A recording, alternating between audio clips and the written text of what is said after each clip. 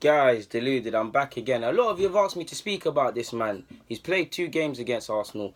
Aleksandr Golovin, I believe that's how you say his name. Now, to a lot of people, the 21-year-old may be a new face, but those of you that were eagle-eyed, just like that young player that's been playing left-back for City, Golovin, played at the Euros in 2016. In fact, I'm so sure he even played against England. Forgive me if I'm wrong. He's 21 years of age, so he was a kid them times. Held as the bright spark in Russian football. He's been held as that from around 12 years old before he even joined CSK Moscow.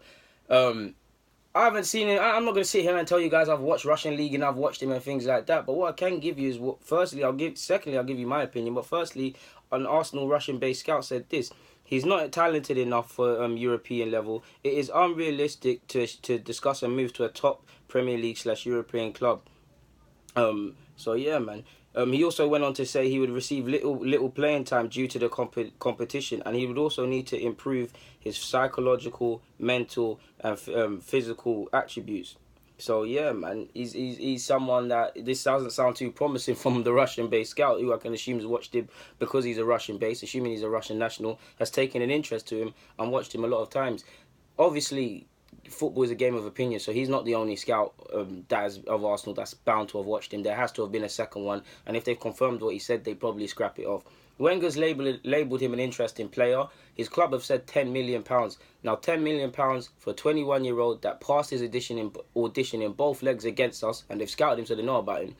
It's a no-brainer. Look at our bench. Yeah, we've got Amici, who's going to come through in the next 18 months, Trey Cole, 2 possibly, and a couple of them in the next 18 months.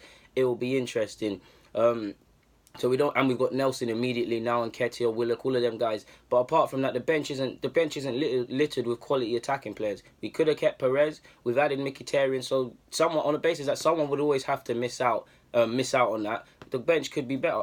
Golovin could be a decent rotation option, and just on the basis of the bench coming on, he's got scope to grow. Personally, what I like about him, you obviously saw the free kick he knocked in against us. Excellent technique. What I love is what I like to call the X factor. When CSK were losing, he was trying to bring it to us. He was trying to make things happen. He was trying to get something back for his game. I saw him holding off some challenges from some of our players that should have barged him into 2. A lot of players have done that, so I can't really praise them for that. I saw him at one point sprint past Danny Welbeck. Welbs could have been tired, but Welbs is a quick don, so these sound like physical attributes that are good enough for the Prem for me. For what it's worth, I do agree with the scout. He can improve physically.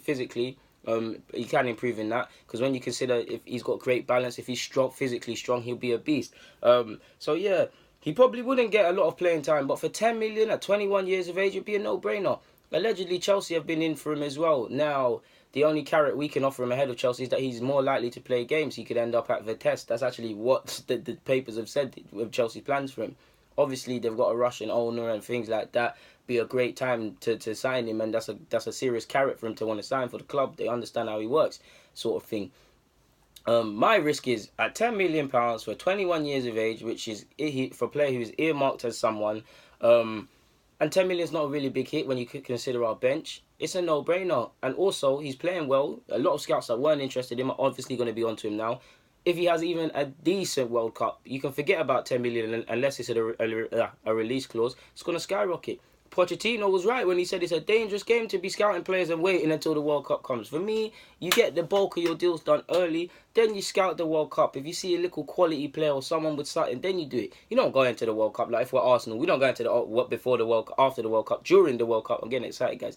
During the World Cup, you don't go, I'm looking for a centre-half, I'm looking for a goalie, I'm looking for a defensive mid, I'm looking for this. You don't do that. You confirm these moves before it's happened, or at least the majority of them, and then you might say, alright, cool, I've grabbed a centre-half, a goalie. Is there any quality defensive mids that I don't know about that play for the, pardon my language, lesser nations, countries less likely to win the World Cup? Or the big boys? You get what I'm saying? For me, he could very much be a top player. He's got the technique, he's got the vision, he's got the ball playing abilities to make it here. He's got scope to better himself. He'd be a decent option. He can play across many positions, so it'd be a good option. Mainly, I'm looking at our bench on the basis that people are saying he's not of the quality in the top league. Look at our bench. Surely he gets game time. Surely.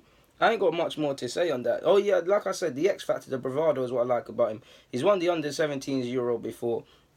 This season, 6 goals, 5 assists. That's more than a Iwobi. If you were even going to consider flanking him and shoehorning him on the flanks, that's more than a Iwobi.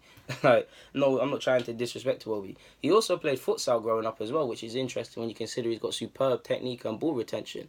He's nothing like Arshavin, but I want something like Arshavin. So yeah, guys, deluded, man. There's not much more to say on that front. I thought I'll wrap it up.